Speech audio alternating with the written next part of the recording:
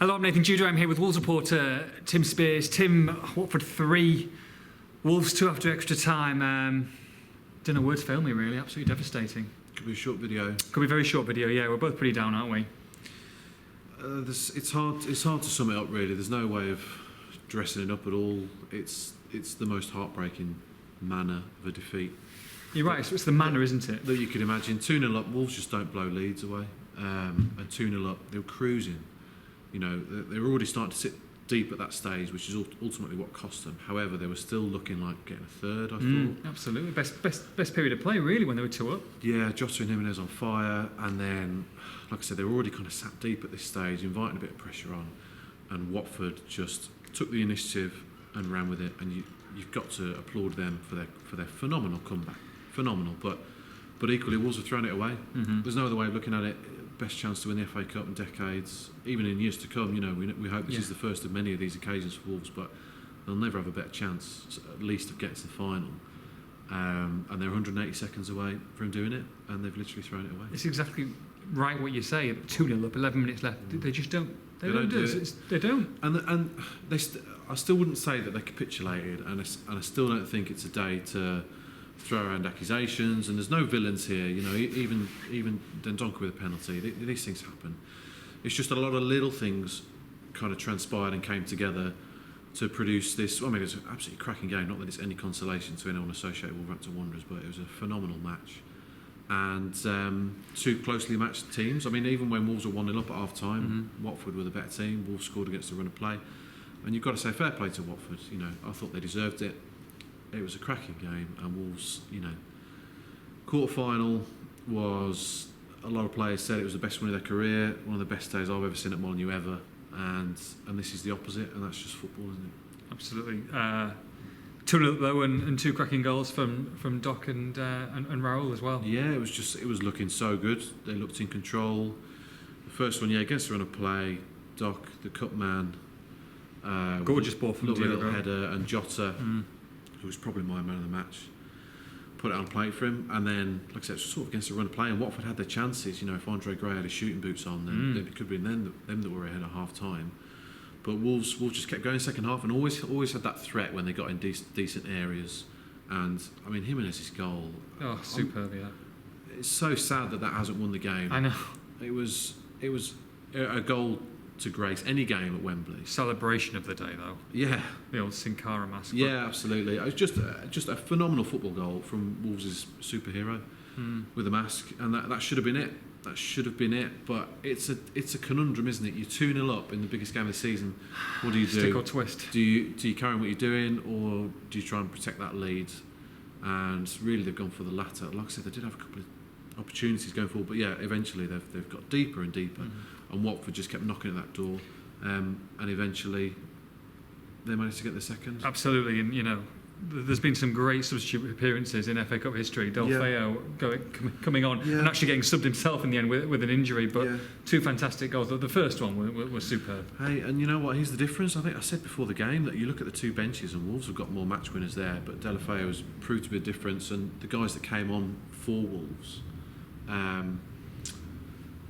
couldn't make the difference that they needed. You know, a phenomenal, sublime finish for Del Feo for the first, which gave Watford that momentum. You know, we were sat in the Watford fans, and nerves now amongst the fans. Because they were quiet. Players. They were quiet throughout. Before they gave them a bit of a hope. You know what I mean? Wolves, I was seeing them; they were flat. Yeah, and suddenly they've got this momentum, this belief, and they just ran with it, and it was a tide that Wolves just couldn't swim against it. And once Neves and Jota are then off the pitch, they really struggled to regain that momentum, and they never got any momentum after that. You know, it's gone into extra time, and there were a couple of chances here and there, but they never got that back. VAR had a look at the penalty, but it was a penalty for you. I mean, he's not helped himself, has he, Dendoncker? No, and you know, I've just spoke to him, and he admitted a stupid foul. He said he didn't think it was a penalty at first, but he's late on Dean. He says it's a stupid foul, and nothing more. I mean, you know, he looked close to tears, to be honest. A lot of the players did, as you can imagine. I mean, they've all slumped to the turf at full time, and it'll take a long time to get over this. And when it was 2-2 going into extra time, there was only going to be one win, wasn't there, really? It felt that way, although Wolves started extra time really well and fashioned a decent chance, and Johnny was looking good, and as were a few of them really. And then Traore came on as well. It's absolutely standard Traore performance. He had the beating of his man for fun every time. It must have been 4 or 5 times he got past him, but the end product wasn't there. And then they've got the goal. I'm not sure if there's any kind of errors involved, but Delafeo's kind of sprinted clear of Johnny, and then Cody, bottom corner, and then he's put it across Ruddy. I've seen a few people kind of question Ruddy for that, but I don't know. It's a great goal to win it. Yeah.